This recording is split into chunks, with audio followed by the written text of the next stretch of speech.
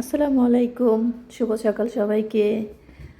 আজকে অনেক সকালে ঘুম থেকে উঠছি, কারণ ছেলের আজকে স্কুল।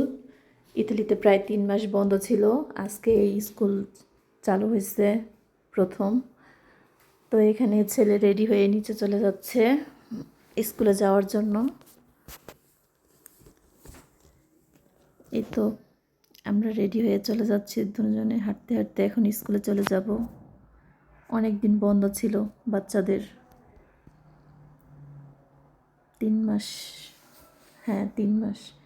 এই তো সবাই আজকেই স্কুলে চলে আসছে, সবাই অনেক খুশি, সবার সাথে সবার দেখা হয়েছে।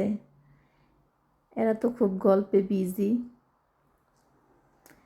তো এই তো বাচ্চারা এখন ভিতরে ঢুকে যাবে, আমিও বাসায় চলে যাব।